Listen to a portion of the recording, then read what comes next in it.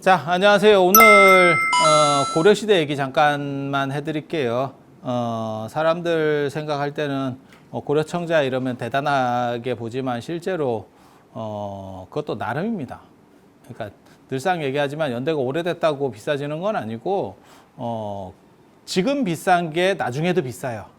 그리고 지금 싼 건 나중에도 쌉니다.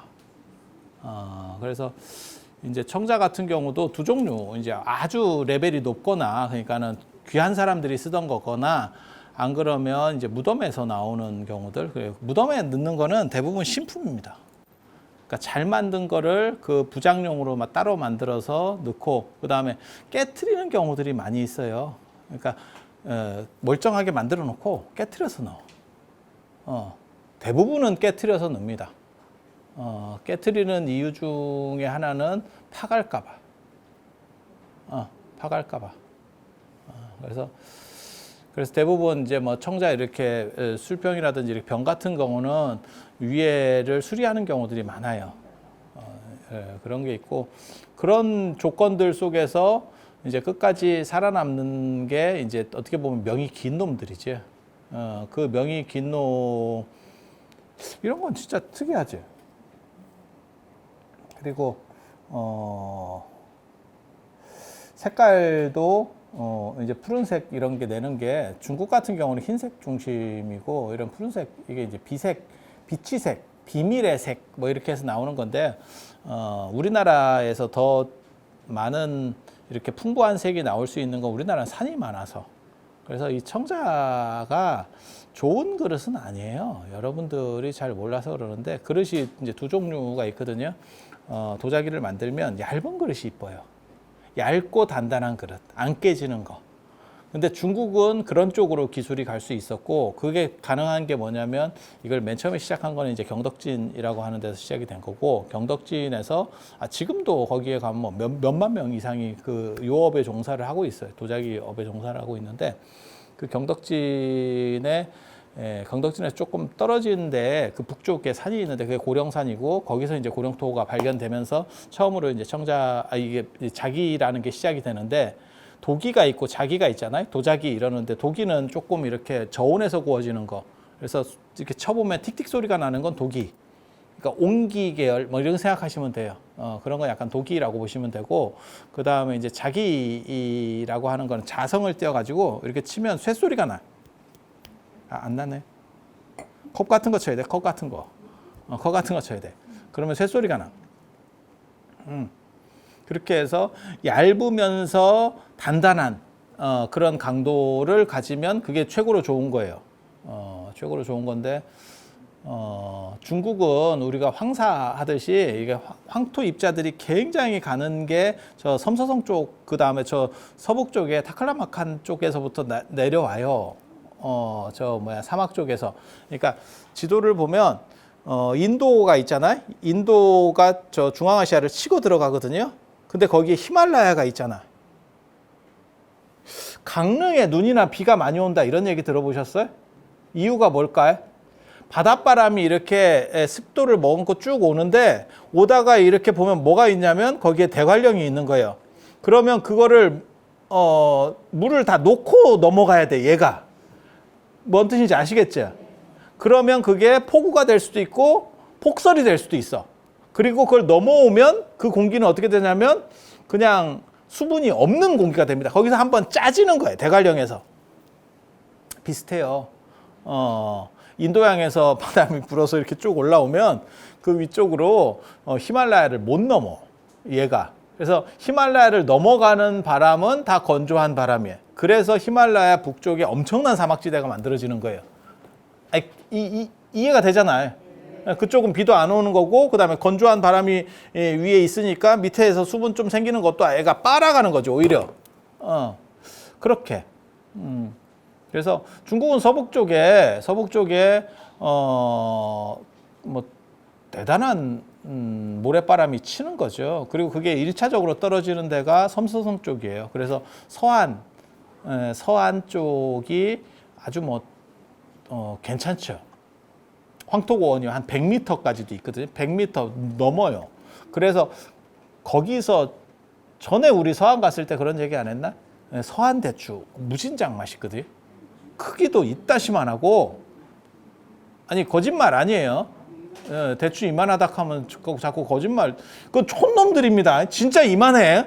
우리 천도복숭아만 해 대추가. 그리고 당도도 아주 좋고, 우리나라도 그 대추로 유명한 데 있잖아요. 어디지? 보은. 그죠? 그런데도 대부분 다 황토 쪽일 거예요. 이게 조사를 해보면 황토 쪽일 거야. 그래서 황토가 이게 대추가 아주 좋아. 그래서 그런 정도, 그런 진흙들을 가지고 작업을 하고, 그래서 걔네는 입자 자체가 아주 좋다니까요. 예, 그래서 예전에 중국의 청동기라든가 이런 거 보면 굉장히 정교하게 나올 수 있는 게, 입자가 아주 고운 흙을 가지고 만들어서 그래요. 그러면 그게 파도, 그 다음에 이 점질이 좋고, 입자가 작으니까 점질이 좋고, 그러니까 세밀한 조각을 가지고 떠낼 수 있어. 그러니까 이게 입자가 적은 흙 가지고는 이렇게 해서 찍어서 떠내면 이게 깨져버립니다. 조그만 것들은 이게 이렇게 찍어 놓으면 이게 깨지거든.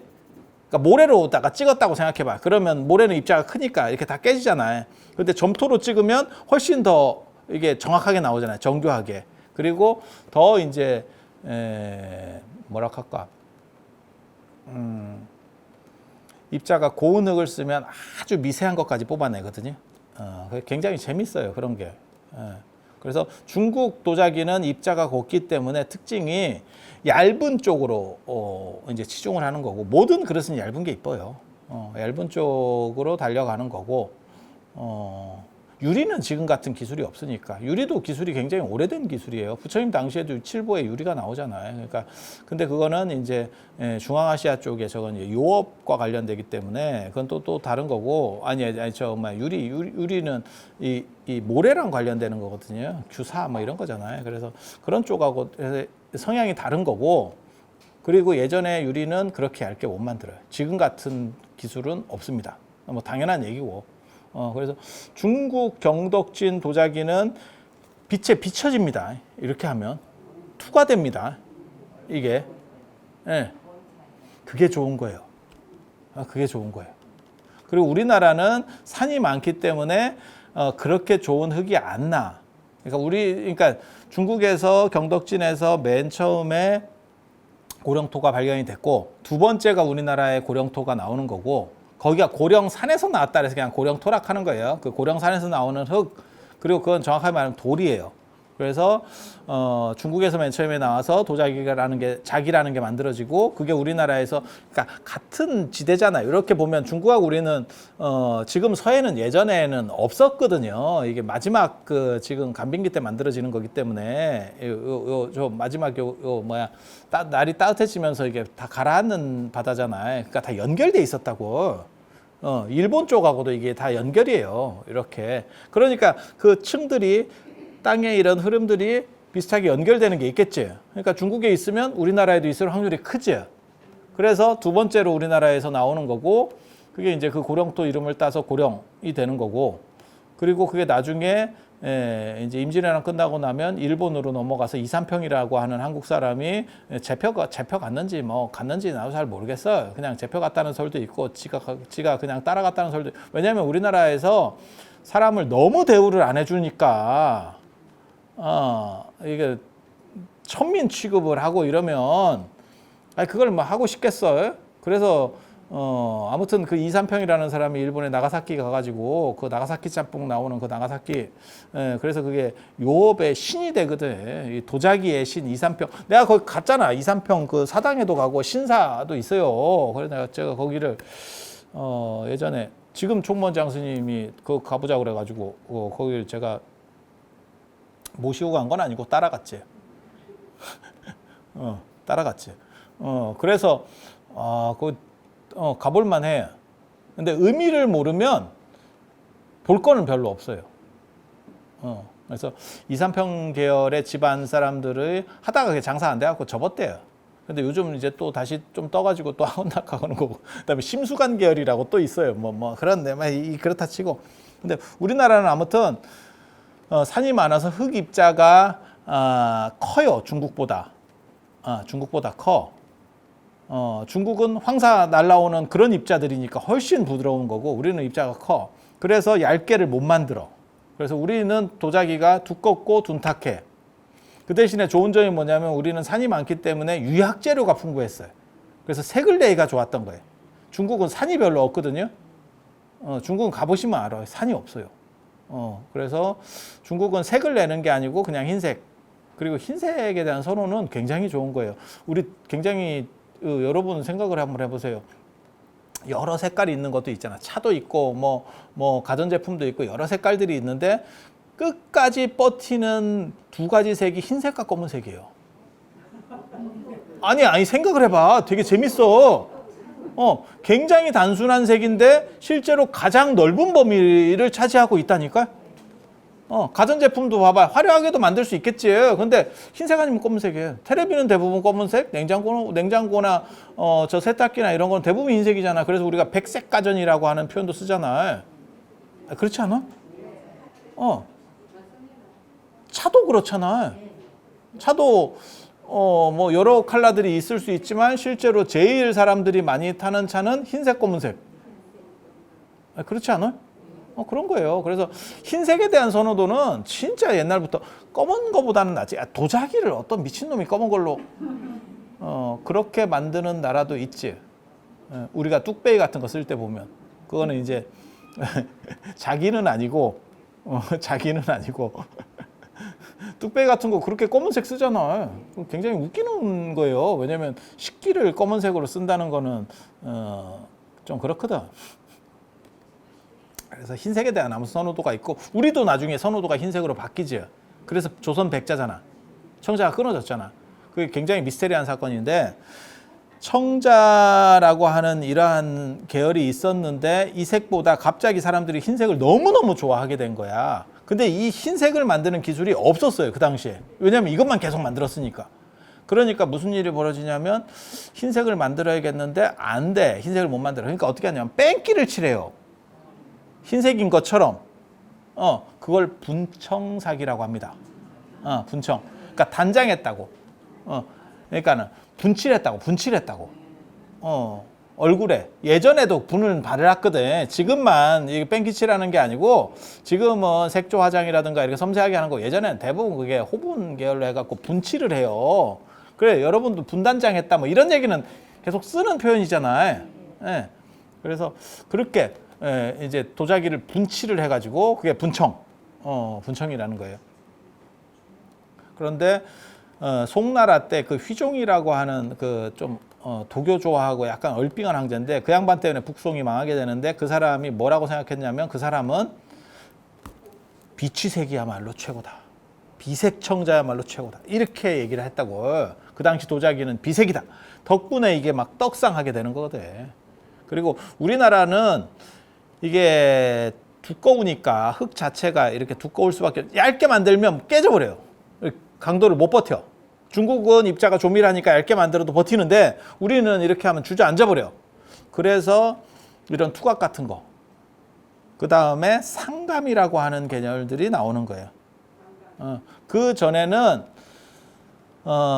진짜 많은 시도를 했다는 거거든요. 여러분 그거 아세요? 인간이 모든 동물을 잡아서 거의 다 길을 들이려고 했었대. 시도를 안 한 게 아니야. 다 잡아다가 새끼 때 잡아다가 길을 들인 거야. 그런데 길 들은 놈은 개하고 고양이. 개, 고양이. 돼지, 말 이런 것도 길이 안 들어. 그냥 그건 가축인데 길이 안 들어. 그리고 야생 동물은 아예 길이 안 듭니다. 그러니까 제가 얘기했잖아. 호랑이나 사자를 길들일 수 있으면 어렸을 때부터 키워가지고 길들일 수 있으면 걔네가 훨씬 좋을 건데 그게 뽀대 날 건데 아니 가난한 사람은 그렇지만 돈 있는 사람은 길이 안 든다는 거예요. 길이 안 든다는 건 무슨 뜻이냐면 내가 어렸을 때부터 얘를 요만한 새끼 때부터 호랑이를 키워도 이 자식이 그냥 갑자기 나를 공격할 수 있는 뭔 얘기인지 알아요? 그냥 수틀리면 물어버린다는 거예요. 이거 위험해서 어떡해. 그리고 유일하게 길드는 동물이 맹수 중에는 치타라고 하는 거거든요. 치타. 그래서 중동의 왕자들은 치타를 길을 들이는데 길든 놈은 생식 능력이 없어진대. 내시가 된대. 아니 있는데 내시야. 있는데 안 돼. 초식남이네. 예전에 일본에서 유행했던 말을 치면 초식남이네. 그렇게 해서 안 되는 거고. 그러니까 걔는 길들어도 그 다음 후손이 없으니까 또 계속 그 짓을 해야 되는 거고. 그 나머지는 개하고 고양이밖에 없는데 고양이도 완전 길드는 건 아니죠. 애가 약간 싸가지가 없잖아. 걔는 애가 충성심이 있는 거고 고양이는 그래서 이사 갈 때 보면 지금은 나 잘 모르겠는데 지금은 저희 때만 하더라도 이런 동물 키우는 방식이 달랐기 때문에 근데 고양이는 주인 안 따라가는 경우도 많이 있었어요. 그냥 집에서 남어. 아니 우리 때는 그런 거 제가 많이 봤거든요. 지금은 뭐 집에서 키우니까 아예 방 안에서 키우니까 당연히 따라가겠지만 집에서 그냥 단독주택 같은 데 키우면 고양이 안 따라가고 너는 가 나는 그냥 계속 살을게 이런 애들이 있었어요. 그게 어렸을 때 도둑고양이가 됐었다니까. 우리 어렸을 때는 뭐 지금은 뭐 길고양이 뭐 길개 뭐 이런 거 있지만 예전에 그런 게 어딨어. 보이면 다 잡아먹는데. 아니 참새구이를 팔아먹는 포장마차에서 팔 정도인데 야 참새를 다 잡아다가 팔 정도인데 야생 애들도 잡는데 고양이나 개 그거 잡는 게 참새 잡는 것보다 쉽지. 그냥 생각해봐도 안 그래요?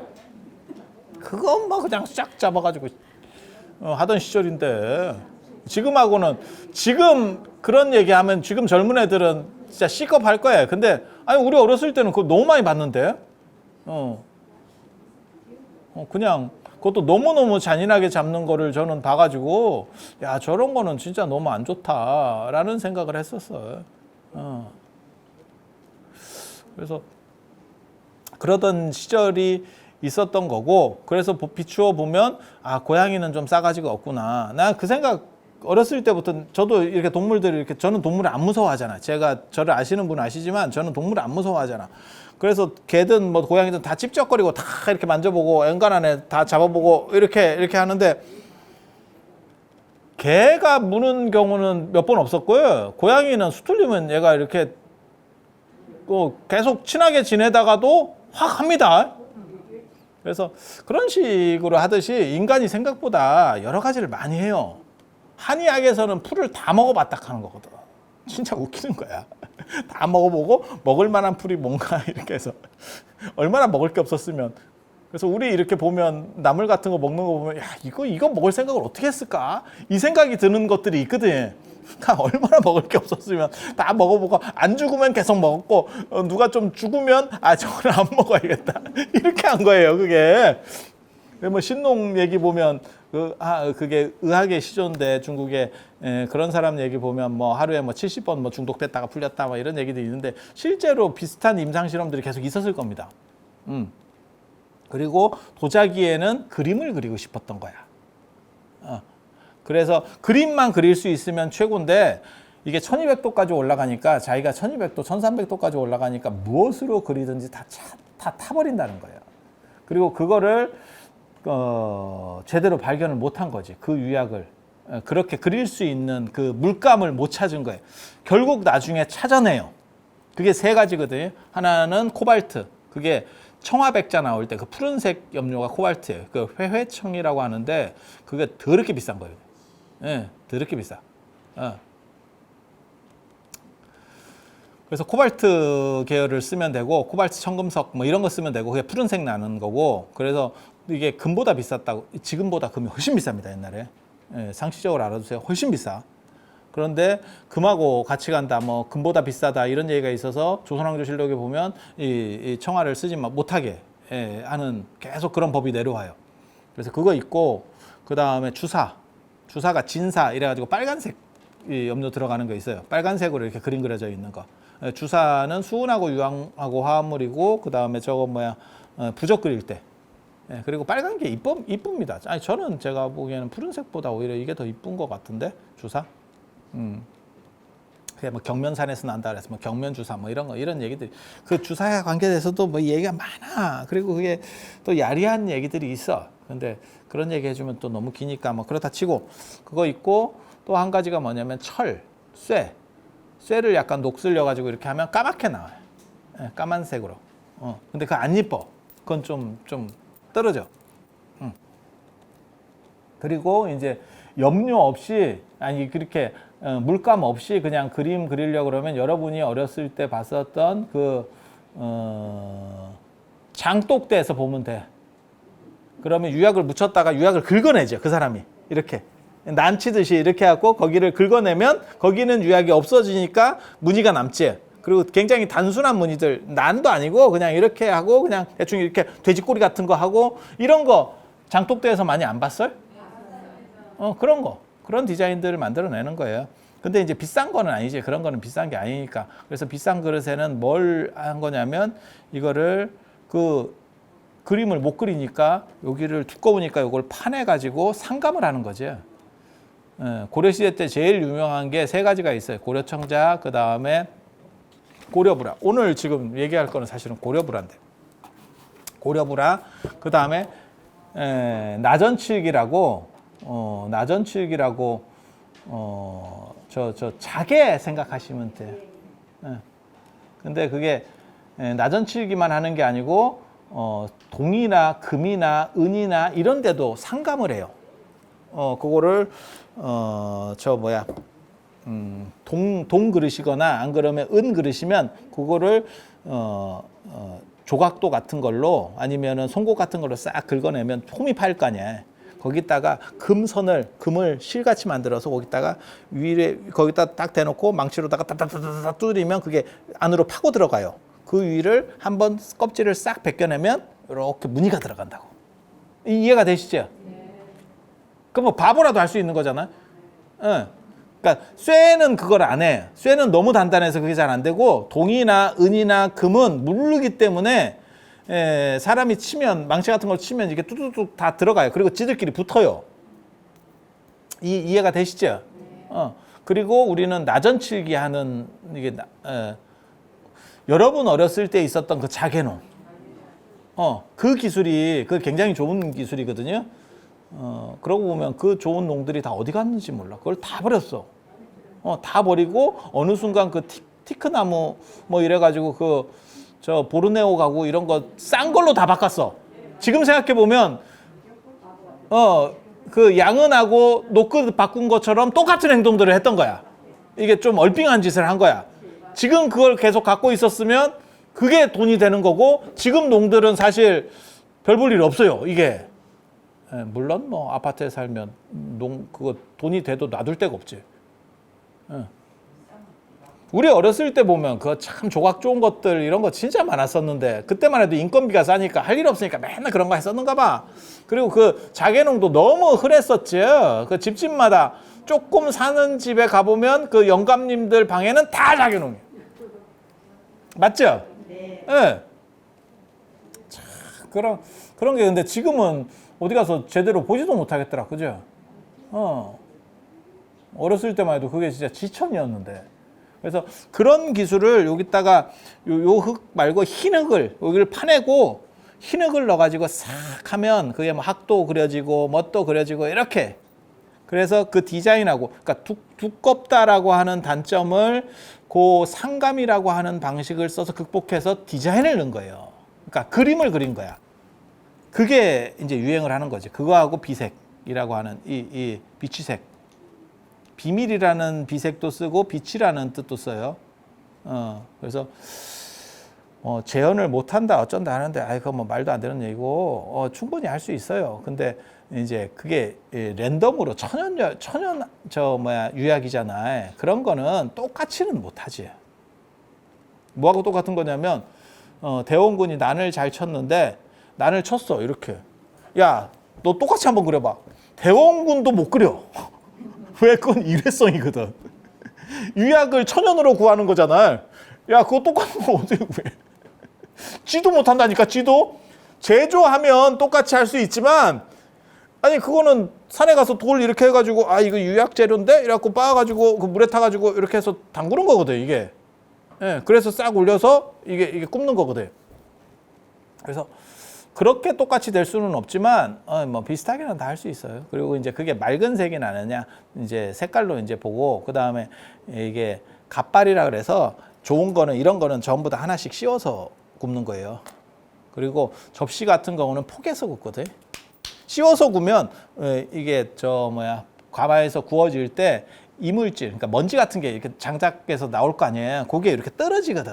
그런 걸 없애는 거야. 그 갓발이라고. 갓본이 좋은 거고, 이제 싼 거는 접시 같은 거를 이렇게 포개서 하는데, 포개면 나중에 다 늘러붙거든. 그러니까 밑에 안 붙게 이렇게 발을 붙여. 그래서 띄어낸 자리가 그 안쪽에도, 접시 안쪽에도 점점점 이렇게 박히고, 밑에도 이렇게 열어보면 점점점 있어. 뭐 그런 게 있어요. 그래서 그게 싼 거 비싼 거. 그리고 이렇게 단체로 구워가지고 접시 같은 거 이렇게 쭉 뭐 신안 앞바다에 무슨 뭐 3만 점이 갑자기 뭐 발견이 됐습니다. 뭐 이런 뉴스 봤잖아요. 그런 거 다 싼 거. 그건 그냥 일반 식생활에 쓰는 도자기. 그건 지금도 그렇고 옛날도 그렇고 싸. 그래서 그런 거는 고려청자예요. 그러면 됐다 좋은 거예요? 아니에요. 그냥 싼 거. 그렇게 생각하시면 돼. 네. 그리고 뭐 관련해서 참고로 말씀드리면 옛날에 아까도 제가 그런 얘기 해드렸지만 지금 비싼 게 옛날에도 지금 비싼 게 나중에도 비싼 거. 그리고 그걸 넘어설 수 있는 유일한 거는 굉장한 희소성을 가졌을 때. 굉장한 희소성을 가졌을 때. 그리고 좀 안타까운 일은 우리나라가 어떻게 보면 물론 도자기를 차이나라고 하니까 중국에서 시작이 되고 했지만 우리가 어떻게 보면 1세를 풍미했었던 도자기의 나라고, 일본 요업이 만들어지는 것도 우리나라 그 이삼평이라고 하는 그 사람이 도자기의 신이에요. 일본에서는 신입니다. 신. 우리나라에서는 천민, 일본 가니까 신. 그러니까 안 오지.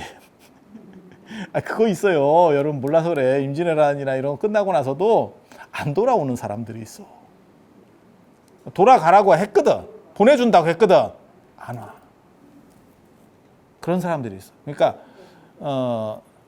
여기서 너무 대우를 못 받고 힘들게 살았던 사람들은 차라리 그게 어떻게 보면 가능성이 있는 땅이야. 이해가 됩니까? 네. 그러니까 이쪽에서 잘 살던 사람이 잡혀 갔겠어? 임진왜란 때 양반 그 뺀질이들이 잡혀 갔겠어? 걔네는 다 튀었고 민초들이 잡혀 갔겠지. 게다가 거기서 하층민으로 있었으면 너무 힘들었겠지. 근데 가니까 거기서는 기술 있고 이러면 좀 대우해줘. 그러면 아유 내가 물 썰고 낯설어도 야 여기는 사람이 그래도 살만하다. 저기는 두드려 맞고 살았는데 이렇게 될 수도 있거든. 안 돌아오는 사람들도 있어요. 가자 이랬더니 안 가. 우리나라가 도자기로 참 어떻게 보면 이게 알려진 나라인데 지금은 도자기 얼마 전에도 그 뭐 한국도자기인가 뭐 다 망했습니다. 상장 폐지되고 다 이래서 안타까운 일입니다. 왜 그러냐면 그러면 도자기를 지금 사람들이 안 쓰느냐. 여러분도 다 옛날에 한번 했어. 여러분들이 혼수 때는 내가 여러분이 뭐 해왔는지 나 잘 모르겠네. 여러분 혼수 때는 목기 해왔나? 목기? 네? 목기 해왔나? 이게 시대마다 다 있어요. 여러분은 녹그릇을 해왔나? 뭐 모르겠는데 아무튼 한동안 유행한 게 27종 스테인레스 반상기 세트. 그거 연탄가스에도 변하지 않아. 그리고 25종 스테인레스가 있는데 그건 자석에 붙어. 그래서 자석을 갖고 다니면서 사야 돼. 이게 좀 붙는 거는 쇠가 들어간 거고 알고 보니까 둘 다 쇠였어. 열처리 과정에서 이렇게 스테인이 되는 거지. 아니 그렇잖아. 25종 스테인이 있고 27종이 있는데 27종은 안 붙어. 그런 거 해보셨잖아요. 그래 반상기 세트. 그래서 그거를 좋은 거라고 또 하나씩 다 집집마다 해가지고 농위에, 지금은 붙박이장이라 농도 없는데 그 당시에는 농위에 꼭 그런 반상기 세트하고 수저 이렇게 뚫뚫뚫 많은 거 있어. 이렇게 꽂아가지고 쭉 많은 거, 요 세트하고 그 다음에 병풍하고, 이게 그 농위에 대부분 올라가 있는 거의 필수품 중에 하나야. 그러다가 나중에 도자기에 금태 두른 게 또 한 바퀴 돌았어. 한국 도자기 뭐 이런 거. 본차이나는 그게 이제 뼈를 섞어서 넣었다 그래서 그게 본차이나거든. 그 영국에서. 그리고 지금 이런 요업, 그러니까는 도자기업을 발전시킨 거는 독일이에요. 마이센 도자기. 마이센 도자기 몰라? 마이센 도자기 지금도 먹어주잖아. 지금도 먹어주잖아. 근데 되게 재밌는 게 우리나라가 이렇게 도자기를 했었는데 지금은 이렇게 세트로 막 누가 반상기를 사겠어. 어떤 미친놈이. 아마 부모님이 사준다 그래도 딸이 안 갖고 간다걸. 야, 그거 어디다 놔? 이렇게 나오겠지. 아니, 가족이 있어. 뭐가 있어. 야, 그거 어떻게. 여러분 세대만 하더라도 1년에 그 몇 번씩은 그런 일을 치러야 될 상황이 있었고 지금은 그게 아니잖아. 그래서 그러면 도자기를 안 사서 걔네가 망했냐? 아니, 도자기는 산대. 근데 이제 부부 도자기 같은 것만 사는 거야. 그리고 그거는 이쁜 걸 사는 거야. 세트로 이렇게 막 떼거리로 사는 게 아니고. 그래서 프랑스 도자기나 독일 도자기나 영국 도자기는 판매량이 늘어나고 우리나라는 골로 간대. 근데 가만히 생각해 보면 진짜 우리 주변에 그렇게 외국 도자기들이 들어와 있어. 어느 순간부터. 아니, 그렇지 않아요? 그리고 걔네는 좀 뽀사시해, 도자기가. 우리나라는 금태 두른 거 이런 거 있었거든. 그러다가 이제 나중에 전자레인지 사가지고 그걸 도자기를 돌렸더니 금이 다 날라갔지. 까맣게. 그리고 그 금태 둘린 도자기의 특징이 연탄가스 먹으면 또 까매져. 나 잘 알잖아. 여러분 정도면 연탄가스 한 2번씩 다 먹어봤잖아. 그래서 여러분들이 지금 이렇게 공부를 해도 잘 안 되는 게 그때 먹어서 그래. 그 동치미 국물이 사람을 돌아오게는 할 수 있어도 이게 훅 간 거를 이게 세포를 재생시킬 수는 뇌세포를 재생시킬 수는 없어. 이거 가면 끝이에요. 오늘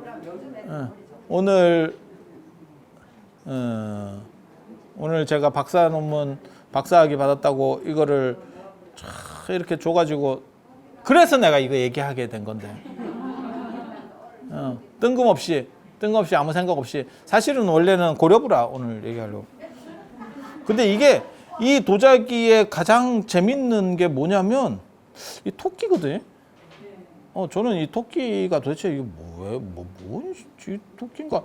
아니, 이런 거는 다 이해가 돼. 이게 연꽃 이렇게 해갖고 이게 복례산 양로에서 디자인을 가지고 와서 이걸 연화로 그리고 백제 금동 대학로 보면 그게 이제 연꽃 모양으로 차사삭 바뀌는 것들이 그러니까 복례산 양로, 박산 양로 중국의 한나라 때부터 나오는 박산 양로 같은 계열의 불교를 먹으면서 연꽃으로 바뀌고 뭐 이렇게 해서 왜 토끼가 나오는지는 사실은 항상 미스테리거든요.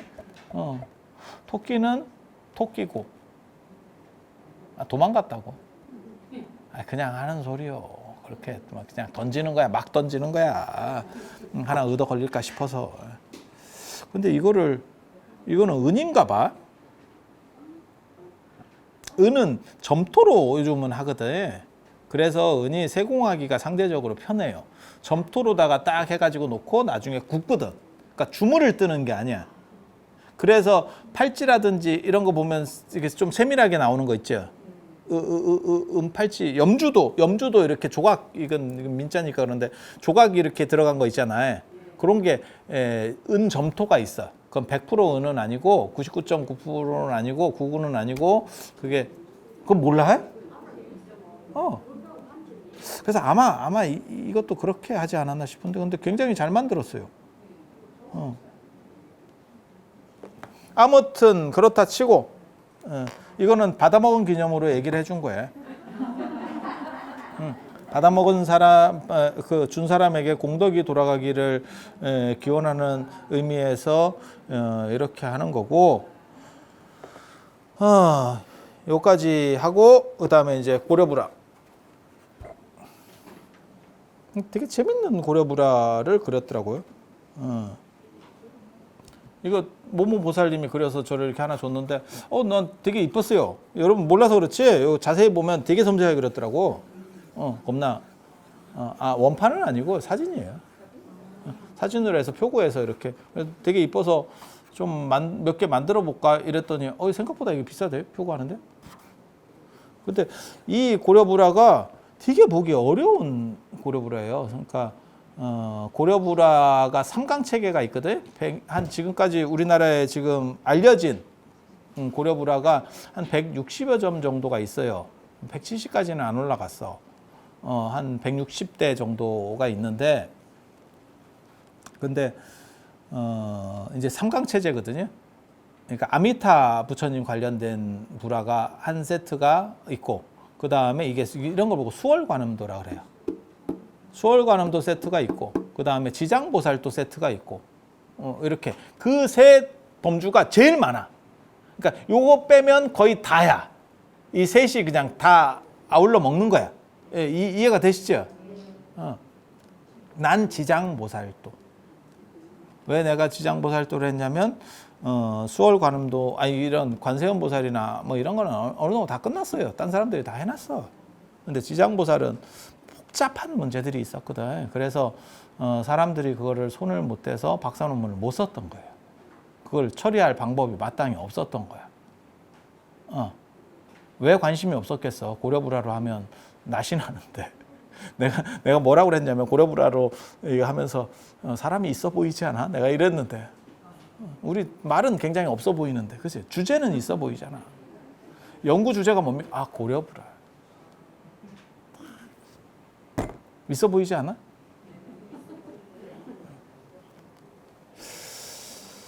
근데 이게 이제 수월관음도인데 왜 특이하다 그러냐면 이렇게 결과부자를 하고 안 앉아요. 이 결과부자를 하고 앉아 있는 수월관음도는 제가 여기 그림 보여드린 것처럼 딱 한 점이 있습니다. 한 점. 다 반가부자로 앉습니다. 그 밑에 두 그림처럼 한쪽 다리를 괴고 앉아. 뭔 얘기인지 알아요? 결과부자하고 반가부자하고 완전히 달라요. 완전히 달라. 그래서 이렇게 앉는 경우가 없어. 이렇게 앉는 거는 이렇게 결과부자로 앉을 때는 요거는 어떻게 보면 예배도 중심으로 앉아 있다라고 봐야 되는 건데 수월관음도로 이런 도상을 한다는 거는 굉장히 특이한 거예요.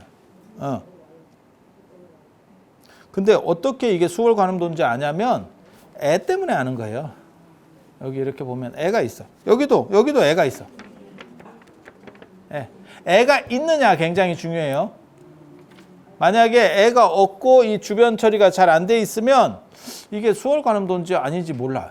수월관음도는 배경이 남인도의 보타락가산. 관세음보살은 투잡입니다. 관세음보살은 투잡입니다. 극락에서 월급을 한타 받고 아미타 부처님 다음에 넘버 2가 관세음보살님이거든요. 그래서 그쪽에서 하나 받고 그 다음에 자기 거를 하나 이렇게 하는 거죠. 그게 남인도 보타락가산. 남인도 보타락가산이라고 하는데요. 그래서 수월관음도는 보타락가산을 배경으로 하는 거고 그 다음에 이 관세음보살이 아미타 부처님하고 같이 나올 때는 그건 극락 쪽에서 나오는 거예요. 그래서 등장인물로만 따지면 관세음보살이 고려불화에서 제일 많습니다. 왜냐하면 두 탕을 띄니까. 그러니까 극락 쪽 관련해서 한 탕, 그 다음에 보타락가산 관련해서 한 탕. 그런데 이게 되게 재밌는 게 이 극락과 관련해서는 보통 정토삼부경이라 그래서 극락 정토삼부경이라 그래서 아미타경, 무량수경, 관무량수경 이 세경전하고 관련된 이야기가 나오는 거고 이 수월관음도는 화엄경입니다. 그러니까 경전 배경 자체가 달라요. 화엄경의 맨 밑뒤에 보면 입법계품이라는 데가 있어요. 입법계품, 법계로 들어간다. 그러니까 깨달음으로 들어간다. 그 깨달음에 누가 들어가냐면 선제동자라고 하는 얘가 선제동자예요. 선제동자. 선제동자가 53명의 선지식들을 이렇게 차례대로 쫙 찾아가거든. 문수보살을 시작으로 해가지고 쫙 가거든. 애같이 생겼어요? 여러분 보여요? 여기? 다 있어요. 요 밑에 쪽 수월관음도에도 다 있어요. 잘 찾아봐. 어른 보고 찾으면 안 돼. 애가 있고 어른이 있어. 밑에 그림들은. 밑에는 여기 봐봐요. 여기. 어린애인지 어떻게 하냐면 생긴 걸 보면 알아요. 이게 머리를 이렇게 양쪽을 땄지. 그림이 작아서 그래. 양쪽을 따서. 양쪽을 땄어. 그거 총각머리라고 그랬잖아요. 그걸 종종머리라고 하는 거고, 예전에 결혼 안 한 애들이 하는 머리 스타일이 이렇게 상원사 문수동자상 같이. 예, 그렇게 해서 얘가 53명을 이렇게 차례대로 가는 과정에서 보타락가산에서 관세음보살을 만나요. 예.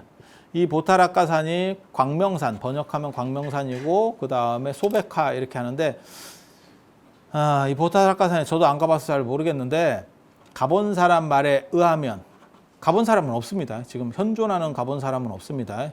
예, 지금 어딘지 모르기 때문에. 예. 근데 이 보타락가산과 관련해서 경전에는 뭐라고 나오냐면, 두 종류로 나와요. 두 종류로 나와. 하나는 앞에는 바다고 뒤에는 산이고 낙산사, 홍련암 같은 구조. 또 하나는 저 보리암이라든지 저 보문사 같이 그냥 섬 안에 있는 산, 독도 생각하시면 됩니다. 독도. 근데 현장 스님이 가본 기록을 이렇게 검토를 해보면, 현장은 가봤으니까, 서유계 현장 스님을 가셨으니까, 그렇게 보면 섬은 아니야. 섬은 아니야. 그리고 맨 위에 범어사 같이 산 꼭대기에 물이 있는가 봐. 범어사가 원래 산 위에 물이 뭐 마르지 않는다, 뭐 어쩌고저쩌고 해가지고, 그러니까 범어사 같은 저런 조그만 물은 것 같지는 않고, 좀 제법 많은 거. 그러니까 뭐 생각하시면 되냐면 백두산 천지 같은 건데, 천지같이 그렇게 큰 건 아니고 천지의 스몰 사이즈 천지. 이해가 되시죠? 그런 것도 가능하지 않을까? 가능할 수 있어요. 그게 가능할 수 있는 일이거든. 그래서 그런 것 같아. 그래서 거기가 광명산인 것 같아요. 빛이 나는 게, 그렇게 물이 이렇게 있으면 그게 이제 햇빛에 반사되면 빛 나거든. 아니, 빛이 비친다니까. 아니, 그럴 것 같지 않아? 그리고 그 주변으로 이렇게 흰 연꽃들이 쫙 핀대. 그 위에가 아니고 그 산 주변에. 그거는 아마 민물이 있다는 얘기겠지. 민물이 있다는 얘기겠지. 그리고 연꽃 핀다면 덥다는 얘기예요. 추운 데는 아니구나. 아니, 대충 위치는 압니다. 인도에서 대충 위치는 압니다. 그런데 정확하게 지금 거기가 어딘지는 아무도 몰라. 아무도 몰라. 알면 저 같은 사람이 가봤겠지. 근데 우리 같은 사람이 못 가봤으면 모르는 거예요. 그래서 거기가 그런 구조로 되어 있고, 이 선제동자가 인도가 그 남인도 쪽이거든요. 그래서 남방을 순유하면서 간다. 그래서 남순동자라고 사람들이 그냥 얘기를 해. 근데 그거는 행위를 얘기해서 지칭하는 거고, 실제로는 선제동자야. 선제동자가 남방을 순유하다가 관세음보살을 만나는 거예요. 관세음보살을 만나는 거예요. 그렇게 해서 관세음보살을 만나는데, 관세음보살이 신묘장구 대다라니가 관세음보살님 창가인데, 일종의 찬양문인데, 거기서도 보면 비신우신 얘기가 되게 많이 나오거든요. 근데 현장 얘기에서 재밌는 게 뭐냐면, 관세음보살에게 기도를 하면, 거기 그 보타락가산에 가서 기도를 하면, 어떤 경우는 관세음보살이 나타나는 경우도 있고, 그 다음에 거기 산에 올라가기가 되게 힘든가 봐. 얘기 나오는 거 보면 뭔가 굉장히 힘든 게 있는가 봐. 그래서 힘들게 올라가서 하면, 기도를 하면 뭐가 이루어진대. 근데 못 올라간 사람들이 밑에서 이제 힘드니까, 지금은 시절이 좋아가지고 자꾸 갈 수 있지만, 옛날에는 백두산만 해도 그 천지 올라가는 놈 별로 없었을 거예요. 그 어떤 미친놈이 올라가겠어요. 지금 백두산 천지 올라가기가 되게 쉬운데, 아니 그렇지 않아요? 차로 거기 밑에까지 쭉 그 케이블카 타고 올라가서 차로다가 씩 가가지고 거기서 그냥 조금만 걸어가면 되잖아요. 근데 그거 바닥부터 예를 들어서 야 올라가면 그 사람 죽지. 길이 제대로 있는 길도 아닐 거고 산길일 건데, 그렇게 못 올라가고 밑에서 기도하는 사람들도 있었대요. 그러면 자제천의 모습으로, 그러니까 비슈누 신의 모습으로 나타난다. 그러니까 처음부터 인도에서부터 비슈누하고 뭔가가 이 썸씽이 있어. 친해. 일총관계야. 하는 행동을 보면 일총관계야. 그래서 그런 식 생각을 하시면 되고, 이게 이제 내가 원래는 다리 얘기를 해주려 하는데 다리 얘기는 다 못하겠다. 이게 다리 얘기하면 되게 재밌거든. 그냥 밑밥만 잠깐 뿌릴게요. 제가 얘기했잖아요. 이런 식의 결과부자한 관세음보살은 드물고, 원래는 이거 딱 한 점밖에 없어요. 고려불안은 한 점밖에 없고, 그게 지금 이겁니다. 한 점밖에 없고, 나머지는 전부 이렇게 반가부자거든. 근데 반가부자인데 요건 지장보살님입니다. 이쪽은 지장보살님. 지장보살님하고 이 수월관음도하고 발이 다릅니다. 언뜻 보면 같은 발인데 완전히 다른 발이에요. 찾아봐. 뭐가 다른가? 한쪽은 무릎 위에 올려 있고 한쪽은 무릎에서 내려가 있어요. 지장보살은 언제나 무릎에서 내립니다. 그러니까 똑같은 다리가, 그게 왜 그러느냐, 그런 걸 내가 다 얘기를 한다고. 근데 얘기를 해줄 시간이 없어 오늘은. 오늘은 시간이 없고, 여기 보면 되게 재밌는 게 여기 달이 있어. 달 되게 재밌게 그렸거든. 여기 여러분은 잘 못 봐서 그러는데 요 그림에는 여기 달에 토끼가 방아 찍고 있어. 나중에 와서 한번 봐봐.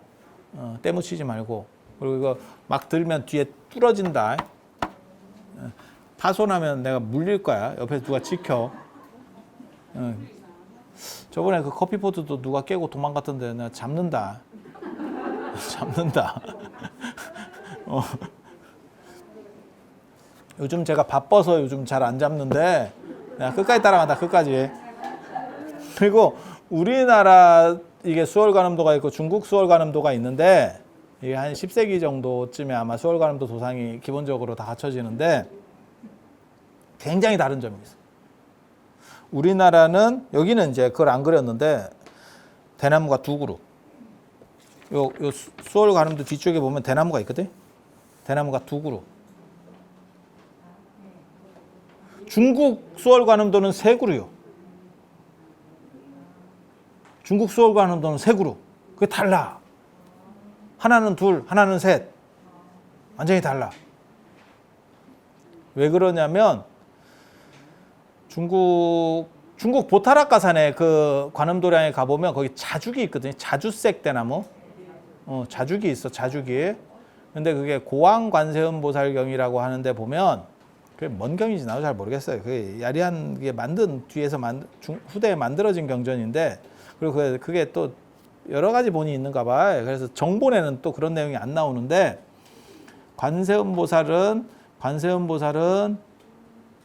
금강자에 앉는데, 뭐 그거는 이제 좋은 자리라는 뜻이고, 이제 흔들리지 않는 편안함. 그게 이제 금강보자거든. 그런데 앉는데, 뒤에 자주색 대나무 세 그루가 있다. 이렇게 나온다고. 그래서 중국은 자주색 대나무가 있는 거예요. 우리는 두 그루요. 두 그루는 뭐가 그러냐면, 저 삼국유사에 보면 낙산 이대성조라고 하는 게 있어요. 낙산 이대성. 낙산사와 관련해서 두 명의 성인. 그게 누구냐면 원효하고 의상이거든. 내용을 보면 그래요. 의상이 중국에 갔다가 와가지고 이쪽으로 왔다가 저쪽에 관세음보살이 있대. 그게 홍련암 이렇게 물 들어가는 데거든. 중국의 보타라카산에 가보면 뭐 조음동, 뭐 범음동 뭐 이런 데 가면 그거가 비슷해. 굉장히 비슷해. 그게 이제 중국 영향을 뭐 받아서 뭐 이렇게 됐을 거예요. 그래서 그 비슷한 데를 찾아. 그게 이제 홍련암이거든. 홍련암 밑에 그 바다에 구멍 뚫린 데 있잖아요. 거기 물 이렇게 왔다 들어갔다 하는데, 거기에다가 기도를 하고 방석을 띄웠더니 방석이 이렇게 떠서 앉아서 가는 거예요. 방석 타고. 페르시아에는 양탄자를 탄다면 우리는 방석을 탄다. 의상대사가 어떻게 보면 한국 서핑의 시조입니다. 파도 타기를 한, 보통은 서서 하는데 스님은 앉아서 파도를 탄다니까. 그래서 그거를 타고 안으로 들어가서 딱 했더니 거기에 뭐 수정염주를 주고, 그 다음에 용왕이 나타나 가지고, 여기도 용왕 그림이 있어요. 나중에 이제 보시면 이게 이런 애들이 용왕이야. 용왕이 여의주를 하나 주고, 그리고 관세음 보살이 뭐라고 얘기했냐면 저 위에 올라가면 대나무가 두 그루 나 있어. 그 자리에다가 건물을 줘. 그게 지금 낙산사 원통보전자리입니다. 그래서 낙산사에 가면 두 군데를 가야 돼요. 홍련암 그 배꼽자리, 그리고 원통보전자리. 그 원통보전에 그 보살상이 이렇게 관세음보살상이 모셔져 있는데 그 두 군데가 메인이에요. 그 해수관음상. 전에 누가 나한테 물어보더라고. 제가 이렇게 사진을 좀 달라고 해서 사진을 줬더니 왜 네 사진에는 해수관음상이 없냐? 낙산사 하면 해수관음상 아니냐? 안 갔어. 왜? 거기는 아니야. 그 자리는 아니야. 바쁘면 거기는 날려도 돼. 바쁘면 거긴 날려도 돼. 난 눈깔만. 눈깔만. 그거 요즘 만든 거. 뭔 대단한 게 있어. 몰라. 1000년 뒤에 다시 태어나면 거기 갈란가 몰라도 지금 뭐 그렇게 그냥 시간 되면 가고 안 그러면 안 가고 뭐 이 정도면 되는 거고, 그 두 군데는 딱 가야 돼. 그 홍련암 배꼽. 그 밑에서 일이 이루어진다니까. 그리고 또 하나는 그 대나무 두 그루 있었다는. 그게 지금 원통보전자리. 그리고 거기에 그래서 대나무가 두 그루거든. 그 얘기 때문에. 그리고 그게 끝이 아니오. 그게 끝이 아니오. 거기에 모셔져 있는 그 관세음 보살상이 그게 건칠 보살이거든. 건칠이 뭐냐면 흙으로다가 불상을 만들어. 흙으로 그냥 대충 만들어. 그리고 그 위에다가 배를 입혀. 천을 붙인다고. 그리고 그 위에다가 오칠을 해. 그리고 오칠을 계속 두껍게 해. 그렇게 하고 나중에 흙을 파내. 파내. 그러면 이렇게 거푸집 같이 생길 거 아니에요. 옷으로. 거기 위에다가 개금을 해서 만드는 게 건칠보살이에요. 그래서 되게 가벼워. 되게 가벼워. 그리고 나중에 그게 이제 좀 잘못될까 싶으면 안에다가 목심 같은 걸로, 나무 같은 걸로 이렇게 대가지고 지지대를 만들어.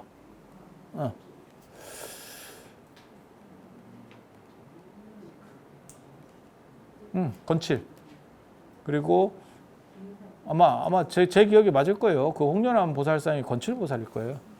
그래서 되게 가볍고, 그 다음에 여기 이렇게 영락 장식이 쭉 있거든. 그거 다 진짜 보석이에요. 진짜 보석을 붙였어. 근데 사람들이 뛰어갈까봐 그냥 개금을 해버렸어. 덮어버렸어. 그러니까 옛날에는 화려하게 보석 색깔이 쫙 났던 거예요. 그래서 그게 끝이 아니고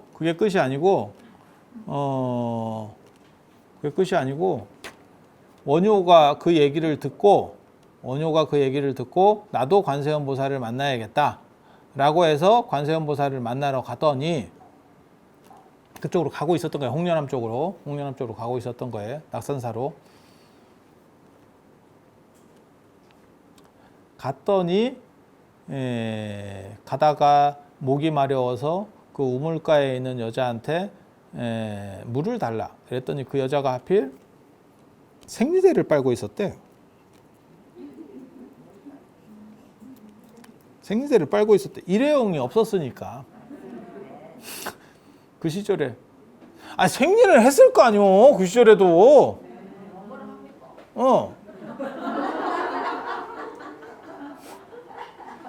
빨고 있었대. 그럼 뭐 빨아야지. 그럼 어떡해.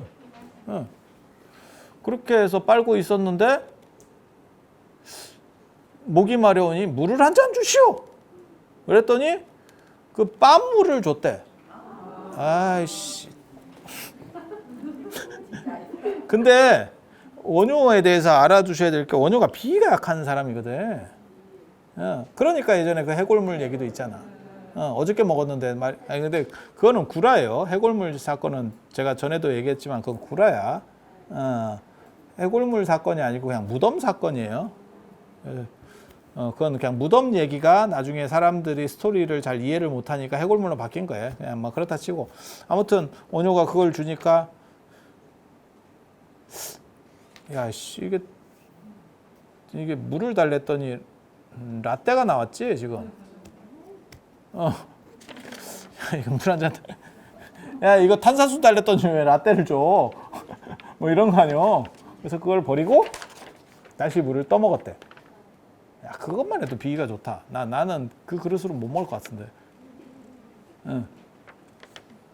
그랬더니 파랑새가 있다. 파랑새가 있어. 파랑새 찾아봐. 파랑새 찾아봐.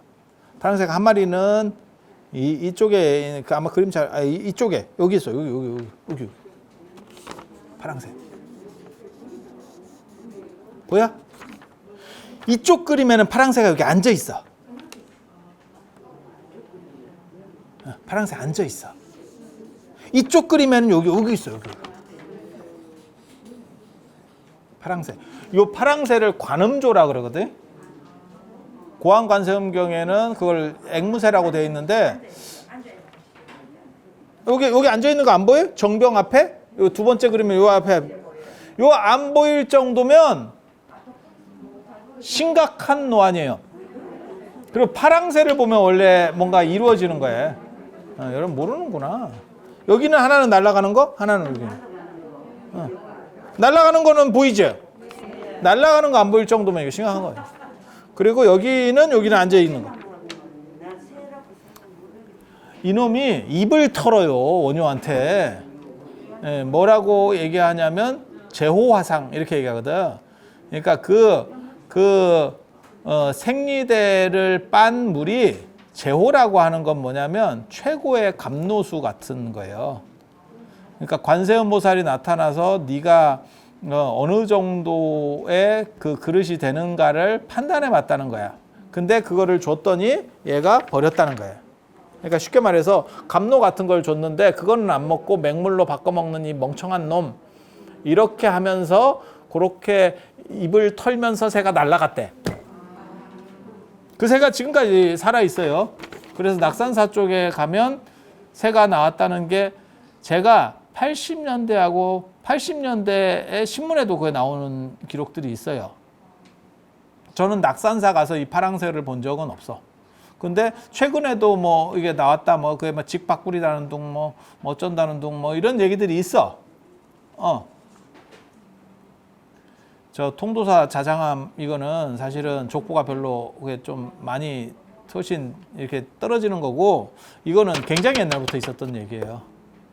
그리고 저는 개인적으로 우리나라에서는 제가 못 봤고 중국에서 제가 이 파랑새를 한번 봤지. 중국 보타라카산 가서.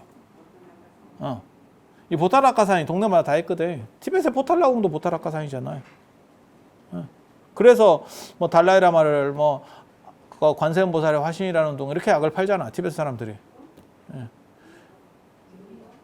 관세음보살 늙었다. 그래서 이 파랑새도 있고, 파랑새도 있고. 그래서 이러한 그 의상대사의 이야기 때문에 우리나라 고려부라 관세음 보살도는 중국과 다르게, 그러니까 비슷한데도 불구하고 다른 변별점들을 계속 가진다더라. 그리고 파랑새는 사실은 그건 공통이에요. 그러니까 중국 그림에도 있어. 파랑새는. 근데 다 나오지 않아. 파랑새가 나오는 그림이 얼마 없어요. 그래서 파랑새 나오는 그림 별로 없어. 그리고 이런 달 나오는 그림, 수월관음돌에서 달을 넣는 이런 그림도 별로 없어. 굉장히 재밌는 설정들이에요. 수월이라고 하는 건 뭐냐면 달이 모든 데에 다 비치듯이 월인 청강하고 똑같은 거예요. 그러니까 달이나 해는 하나밖에 없는 거고, 그게 모든 곳에 쫙 이렇게 모든 물에다가 다 비친다는 거예요. 그래서 부처님이나 이런 관세음 보살은 안 움직이고도 모든 중생을 다 놔둬서 구제할 수 있다. 사실은 뭐 그런 의미라고 보시면 돼요. 그리고 인도는 원래 달을 좋아해갖고 달 얘기가 나오는 거고, 뭐 그런 정도 생각을 하시면 되고, 여기 수정염주, 여기는 수정염주 크게 그렸네. 아까 그 수정염주 좋다 했잖아요. 저 관세음 보살이 수정염주 주고, 그 다음에 용왕이 여기 용왕이 저 뭐야, 여의주 이렇게 올리고, 여의주 올리고, 그 다음에 파랑새 얘기 나오고, 파랑새 얘기 나오고, 대나무 두 그룹, 중국권 세 그룹, 뭐 이런 스토리들이 있어요. 그렇게 해서 이게 그림을 요 밑에 나중에 요 끝나면 이 부분을 한번 봐봐. 이게 할매가 참 잘 그렸어. 진짜 꼼꼼하게. 야, 이거 눈깔 빠지는 거 아닌가 싶은. 야, 이거. 그리고 요 밖에 이렇게 입는 거는 사라거든요. 사라. 단나 능사 뭐 이런 것들이 있어요. 그러니까 비단의 시로 옮기 이거예요. 그래서 비단능하고 사라는 실크 이렇게 스카프 같이 생긴 거. 그 밖에 시스룩이지. 그래서 밖에를 이렇게 싹 입으면 투명하게. 이 양반 얘기로는 요 안에는 금으로 그린 거고 요거는 요 밖에 사라는 은으로 그린 거래요. 그래서 흰색이 나온대. 그래서 내가 뭐라 그랬냐면 은 좀 지나면 까매질 건데 치약 갖고 칫솔로 닦아야 되는데.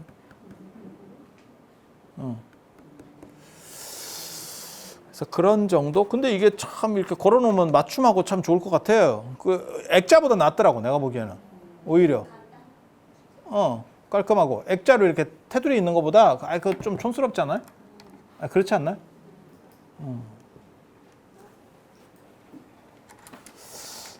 주는 건 아니고 보라고 보여준다고. 자, 오늘 이상하고 다음에 제가 또 다른 이야기를 해드릴 수 있도록 하겠습니다. 자, 들어주셔서 감사합니다.